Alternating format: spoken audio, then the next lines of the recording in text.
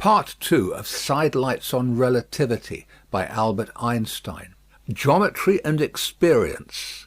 An expanded form of an address to the Prussian Academy of Sciences in Berlin on January 27, 1921. One reason why mathematics enjoys special esteem above all other sciences is that its laws are absolutely certain and indisputable, while those of all other sciences are to some extent debatable and in constant danger of being overthrown by newly discovered facts.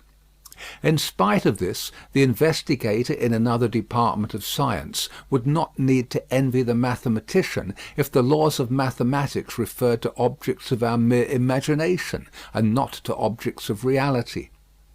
For it cannot occasion surprise that different persons should arrive at the same logical conclusions when they have already agreed upon the fundamental laws, axioms, as well as the methods by which other laws are to be deduced therefrom. But there is another reason for the high repute of mathematics, in that it is mathematics which affords the exact natural sciences a certain measure of security to which without mathematics they could not attain. At this point an enigma presents itself, which in all ages has agitated inquiring minds. How can it be that mathematics, being after all a product of human thought, which is independent of experience, is so admirably appropriate to the objects of reality? Is human reason, then, without experience, merely by taking thought, able to fathom the properties of real things? In my opinion, the answer to this question is, briefly, this. As far as the laws of mathematics refer to reality, they are not certain, and as far as they are certain, they do not refer to reality. It seems to me that complete clearness as to this state of things first became common property through that new departure in mathematics which is known by the name of mathematical logic or axiomatics. The progress achieved by axiomatics consists in its having neatly separated the logical formal from its objective or intuitive content. According to axiomatics, the logical formal alone forms the subject matter of mathematics, which is not concerned with the intuitive or other content associated with the logical formal. Let us for a moment consider from this point of view any axiom of geometry, for instance the following.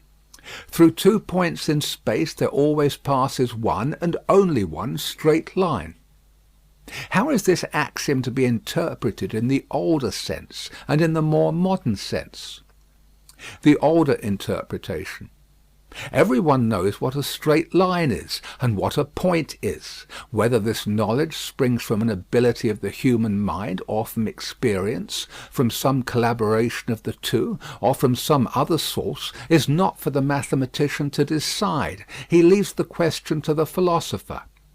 Being based upon this knowledge, which precedes all mathematics, the axiom stated above is, like all other axioms, self-evident. That is, it is the expression of a part of this a priori knowledge. The more modern interpretation. Geometry treats of entities which are denoted by the words straight line, point, etc.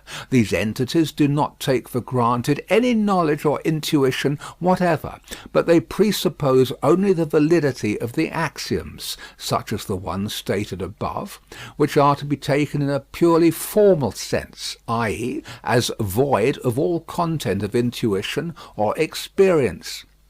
These axioms are free creations of the human mind. All other propositions of geometry are logical inferences from the axioms, which are to be taken in the nominalistic sense only. The matter of which geometry treats is first defined by the axioms. Schlick, in his book on epistemology, has therefore characterized axioms very aptly as implicit definitions. This view of axioms, advocated by modern axiomatics, purges mathematics of all extraneous elements, and thus dispels the mystic obscurity which formerly surrounded the principles of mathematics. But a presentation of its principles thus clarified makes it also evident that mathematics as such cannot predicate anything about perceptual objects or real objects. In axiomatic geometry the words point, straight line, etc. stand only for empty conceptual schemata. That which gives them substance is not relevant to mathematics.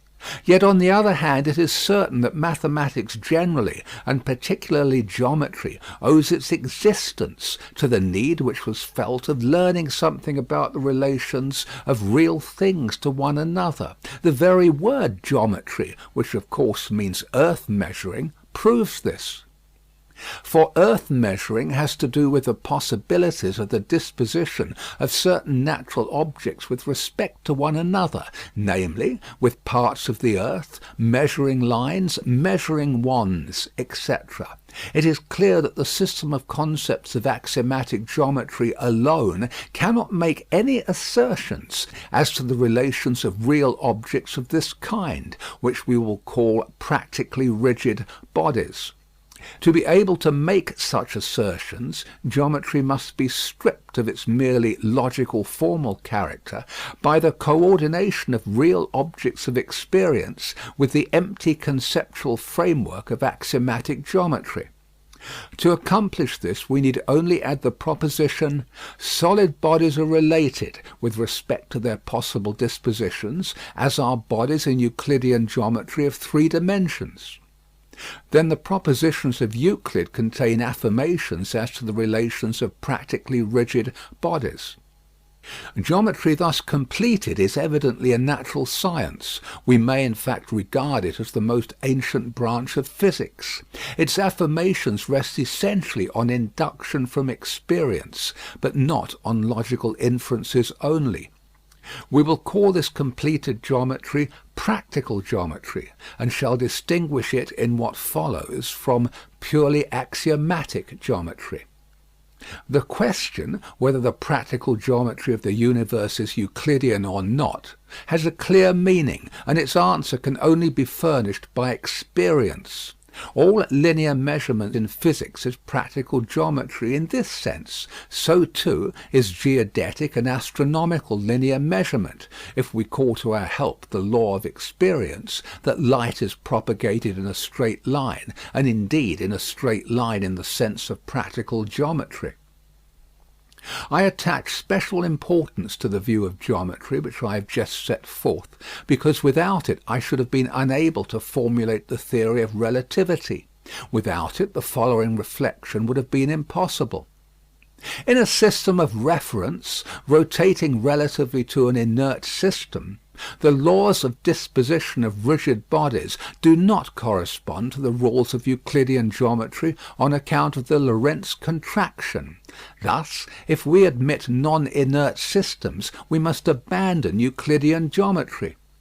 The decisive step in the transition to general covariant equations would certainly not have been taken if the above interpretation had not served as a stepping stone.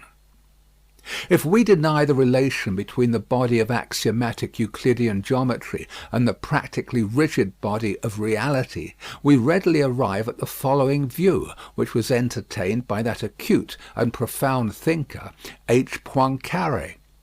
Euclidean geometry is distinguished above all other imaginable axiomatic geometries by its simplicity. Now, since axiomatic geometry by itself contains no assertions as to the reality which can be experienced, but can do so only in combination with physical laws, it should be possible and reasonable, whatever may be the nature of reality, to retain Euclidean geometry. For if contradictions between theory and experience manifest themselves, we should rather decide to change physical laws than to change axiomatic Euclidean geometry. If we deny the relation between the practically rigid body and geometry, we shall indeed not easily free ourselves from the convention that Euclidean geometry is to be retained as the simplest.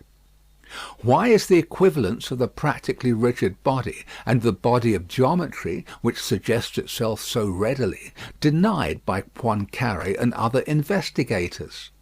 Simply because, under closer inspection, the real solid bodies in nature are not rigid, because their geometrical behaviour, that is, their possibilities of relative disposition, depend upon temperature, external forces, etc.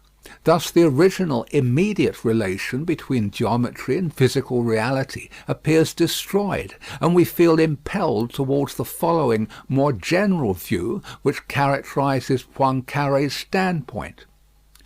Geometry, G, predicates nothing about the relations of real things, but only geometry together with the purport, P, of physical laws can do so. Using symbols, we may say that only the sum of G plus P is subject to the control of experience.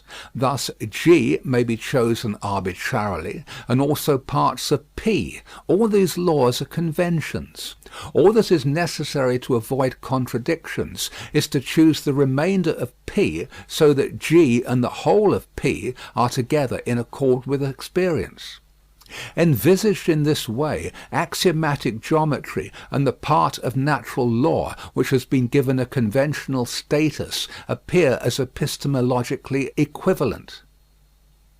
Sub specie aeterni, Poincaré, in my opinion, is right. The idea of the measuring rod and the idea of the clock coordinated with it in the theory of relativity do not find their exact correspondence in the real world. It is also clear that the solid body and the clock do not in the conceptual edifice of physics play the part of irreducible elements, but that of composite structures which may not play any independent part in theoretical physics.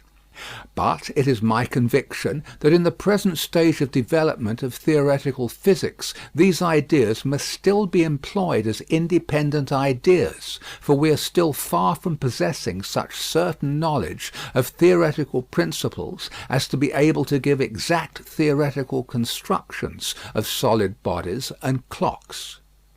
Further, as to the objection that there are no really rigid bodies in nature, and that therefore the properties predicated of rigid bodies do not apply to physical reality, this objection is by no means so radical as might appear from a hasty examination. For it is not a difficult task to determine the physical state of a measuring rod so accurately that its behaviour relatively to other measuring bodies shall be sufficiently free from ambiguity to allow it to be substituted for the rigid body. It is to measuring bodies of this kind that statements as to rigid bodies must be referred. All practical geometry is based upon a principle which is accessible to experience, and which we will now try to realize. We will call that which is enclosed between two boundaries, marked upon a practically rigid body, a tract. We imagine two practically rigid bodies, each with a tract marked out on it.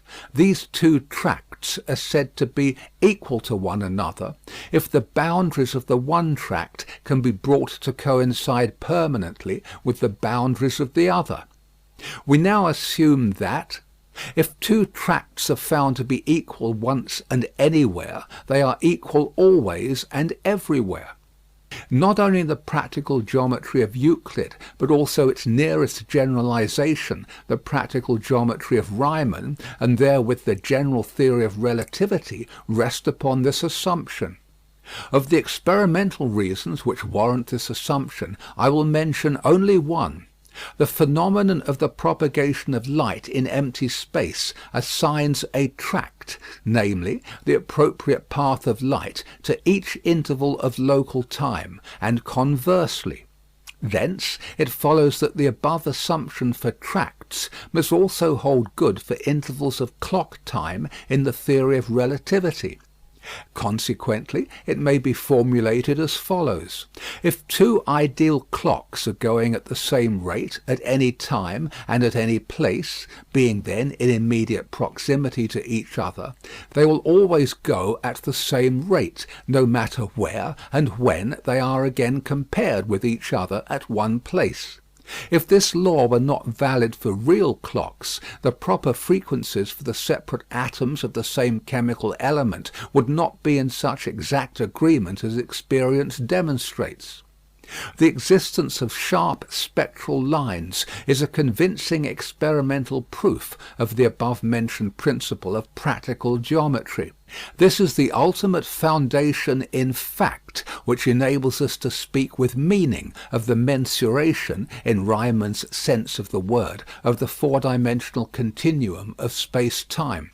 The question whether the structure of this continuum is Euclidean or in accordance with Riemann's general scheme, or otherwise, is, according to the view which is here being advocated, properly speaking, a physical question which must be answered by experience, and not a question of a mere convention to be selected on practical grounds. Riemann's geometry will be the right thing if the laws of disposition of practically rigid bodies are transformable into those of the bodies of Euclid's geometry with an exactitude which increases in proportion as the dimensions of the part of space-time under consideration are diminished. It is true that this proposed physical interpretation of geometry breaks down when applied immediately to spaces of submolecular order of magnitude. But nevertheless, even in questions as to the constitution of elementary particles, it retains part of its importance. For even when it is a question of describing the electrical elementary particles constituting matter, the attempt may still be made to ascribe physical importance to those ideas of fields which have been physically defined for the purpose of describing the geometrical behaviour of bodies which are large as compared with the molecule. Success alone can decide as to the justification of such an attempt, which postulates physical reality for the fundamental principles of Riemann's geometry outside of the domain of their physical definitions. It might possibly turn out that this extrapolation has no better warrant than the extrapolation of the idea of temperature to parts of a body of molecular order of magnitude. It appears less problematical to extend the ideas of practical geometry to spaces of cosmic order of magnitude. It might, of course, be objected that a construction composed of solid rods departs more and more from ideal rigidity in proportion as its spatial extent becomes greater. But it will hardly be possible, I think, to assign fundamental significance to this objection. Therefore, the question whether the universe is spatially finite or not seems to me decidedly a pregnant question in the sense of practical geometry. I do not even consider it impossible that this question will be answered before long by astronomy. Let us call to mind what the general theory of relativity teaches in this respect. It offers two possibilities. 1. The universe is spatially infinite. This can be so only if the average spatial density of the matter in universal space, concentrated in the stars, vanishes, i.e., if the ratio of the total mass of the stars to the magnitude of the space through which they are scattered approximates indefinitely to the value 0 when the spaces taken into consideration are constantly greater and greater. 2. The universe is spatially finite. This must be so if there is a mean density of the ponderable matter in universal space differing from 0. The smaller that mean density, the greater is the volume of universal space. I must not fail to mention that a theoretical argument can be adduced in favour of the hypothesis of a finite universe. The general theory of relativity teaches that the inertia of a given body is greater as there are more ponderable masses in proximity to it. Thus it seems very natural to reduce the total effective inertia of a body to action and reaction between it and the other bodies in the universe, as indeed ever since Newton's time gravity has been completely reduced to action and reaction between bodies. From the equations of the general theory of relativity, it can be deduced that this total reduction of inertia to reciprocal action between masses, as required by E. Mach, for example, is possible only if the universe is spatially finite. On many physicists and astronomers this argument makes no impression. Experience alone can finally decide which of the two possibilities is realized in nature. How can experience furnish an answer? At first it might seem possible to determine the mean density of matter by observation of that part of the universe which is accessible to our perception. This hope is illusory. The distribution of the visible stars is extremely irregular, so that we on no account may venture to set down the mean density of star matter in the universe as equal, let us say, to the mean density in the Milky Way. In any case, however great the space examined may be, we could not feel convinced that there were no more stars beyond that space. So it seems impossible to estimate the mean density. But there is another road, which seems to me more practicable, although it also presents great difficulties. For if we inquire into the deviations shown by the consequences of the general theory of relativity which are accessible to experience, when these are compared with the consequences of the Newtonian theory, we first of all find a deviation which shows itself in close proximity to gravitating mass, and has been confirmed in the case of the planet Mercury. But if the universe is spatially finite, there is a second deviation from the Newtonian theory, which, in the language of the Newtonian theory, may be expressed thus. The gravitational field is in its nature such as if it were produced not only by the ponderable masses, but also by a mass density of negative sign, distributed uniformly throughout space. Since this factitious mass density would have to be enormously small, it could make its presence felt only in gravitating systems of very great extent. Assuming that we know, let us say, the statistical distribution of the stars in the Milky Way, as well as their masses, then by Newton's law we can calculate the gravitational field and the mean velocities which the stars must have, so that the Milky Way should not collapse under the mutual attraction of its stars, but should maintain its actual extent. Now, if the actual velocities of the stars, which can of course be measured, were smaller than the calculated velocities, we should have a proof that the actual attractions at great distances are smaller than by Newton's law. From such a deviation it could be proved indirectly that the universe is finite. It would even be possible to estimate its spatial magnitude. Can we picture to ourselves a three-dimensional universe which is finite yet unbounded? The usual answer to this question is no, but that is not the right answer. The purpose of the following remarks is to show that the answer should be yes. I want to show that without any extraordinary difficulty we can illustrate the theory of a finite universe by means of a mental image, to which, with some practice, we shall soon grow accustomed. First of all, an observation of epistemological nature.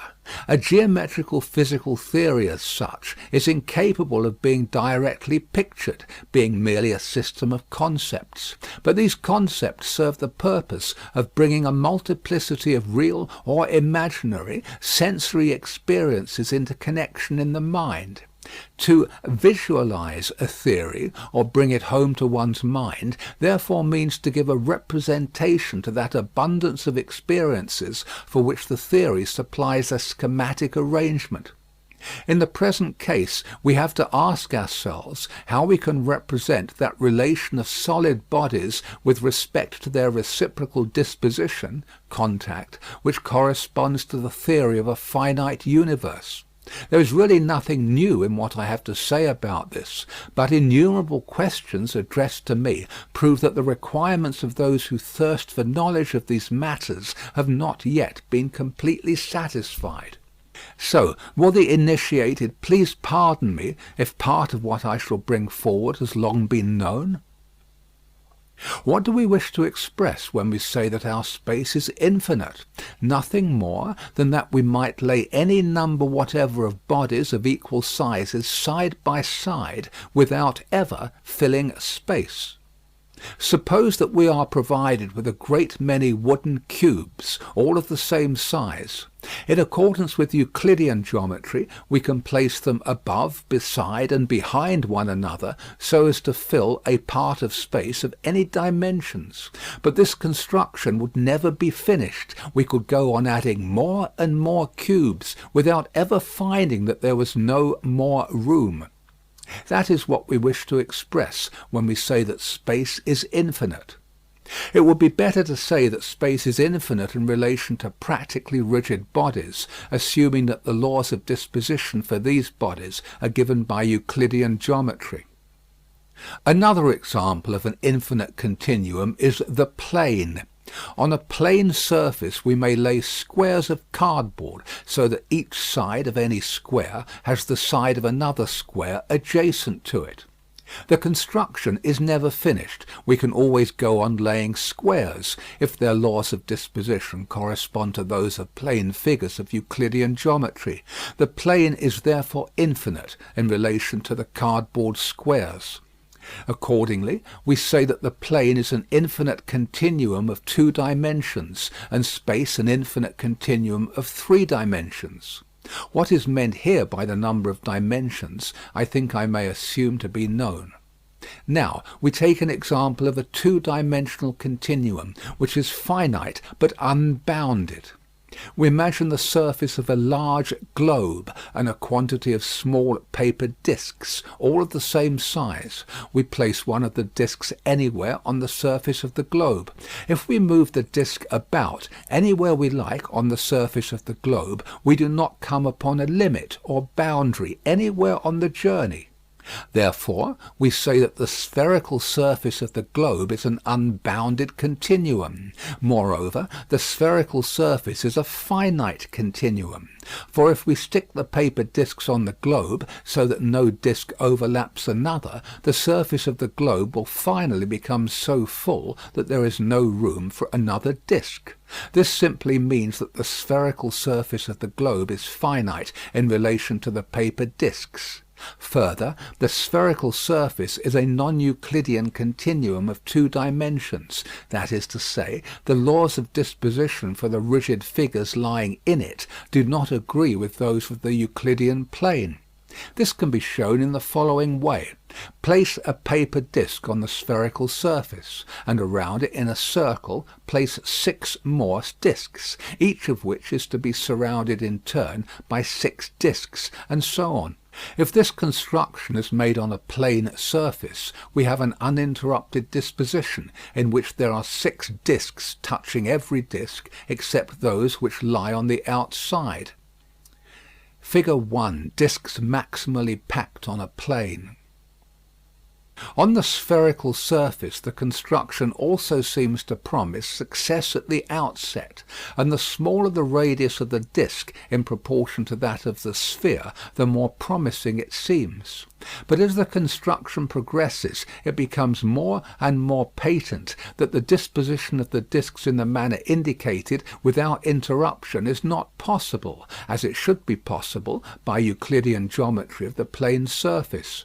In this way, creatures which cannot leave the spherical surface, and cannot even peep out from the spherical surface into 3-dimensional space, might discover, merely by experimenting with discs, that their 2-dimensional space is not Euclidean, but spherical space.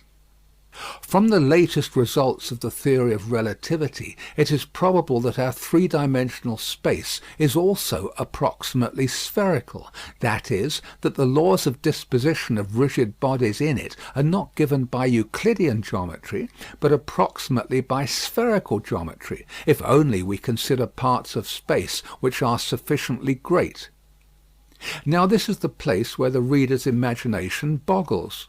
"Nobody can imagine this thing," he cries indignantly. "It can be said, but cannot be thought. I can represent to myself a spherical surface well enough, but nothing analogous to it in 3 dimensions." Figure 2, a circle projected from a sphere onto a plane. We must try to surmount this barrier in the mind, and the patient reader will see that it is by no means a particularly difficult task. For this purpose we will first give our attention once more to the geometry of two-dimensional spherical surfaces. In the adjoining figure, let K be the spherical surface, touched at S by a plane, E, which, for facility of presentation, is shown in the drawing as a bounded surface. Let L be a disk on the spherical surface. Now let us imagine that at the point N of the spherical surface, diametrically opposite to S, there is a luminous point throwing a shadow L' of the disk L upon the plane E. Every point on the sphere has its shadow on the plane. If the disk on the sphere K is moved, its shadow L' on the plane E also moves. When the disk L is at S, it almost exactly coincides with its shadow. If it moves on the spherical surface away from S upwards, the disk shadow L' on the plane also moves away from S on the plane outward, growing bigger and bigger. As the disk L approaches the luminous point N, the shadow moves off to infinity and becomes infinitely great. Now we put the question, what are the laws of disposition of the disk shadows L' on the plane E? Evidently they are exactly the same as the laws of disposition of the disks L on the spherical surface. For to each original figure on K there is a corresponding shadow figure on E. If two disks on K are touching, their shadows on E also touch. The shadow geometry on the plane agrees with the disk geometry on the sphere.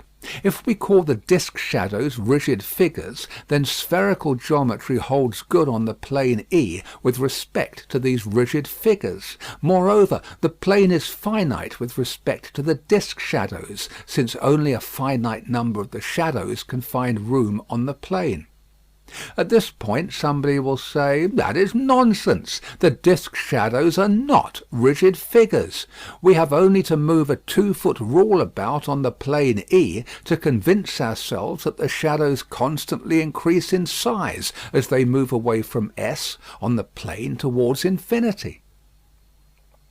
But what if the 2-foot rule were to behave on the plane E in the same way as the disk shadows L? It would then be impossible to show that the shadows increase in size as they move away from S. Such an assertion would then no longer have any meaning whatever. In fact, the only objective assertion that could be made about the disk shadows is just this, that they are related in exactly the same way as are the rigid disks on the spherical surface in the sense of Euclidean geometry. We must carefully bear in mind that our statement as to the growth of the disk shadows as they move away from S towards infinity has in itself no objective meaning as long as we are unable to employ Euclidean rigid bodies which can be moved about on the plane E for the purpose of comparing the size of the disk shadows. In respect of the laws of disposition of the shadows L', the point S has no special privileges on the plane any more than on the spherical surface. The representation given above of spherical geometry on the plane is important for us because it readily allows itself to be transferred to the three-dimensional case. Let us imagine a point S of our space and a great number of small spheres, L', which can all be brought to coincide with one another. But these spheres are not to be rigid in the sense of Euclidean geometry. Their radius is to increase, in the sense of Euclidean geometry, when they are moved away from S towards infinity, and this increase is to take place in exact accordance with the same law as applies to the increase of the radii of the disk shadows L' on the plane. After having gained a vivid mental image of the geometrical behaviour of our L' spheres, let us assume that in our space there are no rigid bodies at all in the sense of Euclidean geometry, but only bodies having the behaviour of our L' spheres. Then we shall have a vivid representation of three-dimensional spherical space, or rather of three-dimensional spherical geometry. Here our spheres must be called rigid spheres. Their increase in size as they depart from S is not to be detected by measuring with measuring rods any more than in the case of the disk shadows on E, because the standards of measurement behave in the same way as the spheres.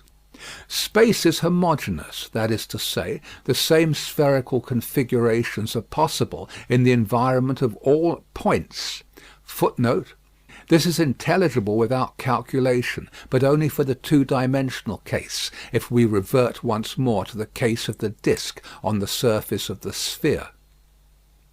Our space is finite because, in consequence of the growth of the spheres, only a finite number of them can find room in space. In this way, by using as stepping stones the practice in thinking and visualization which Euclidean geometry gives us, we have acquired a mental picture of spherical geometry. We may without difficulty impart more depth and vigour to these ideas by carrying out special imaginary constructions. Nor would it be difficult to represent the case of what is called elliptical geometry in an analogous manner.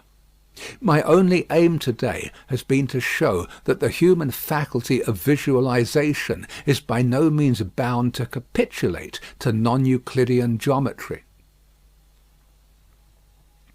End of part 2.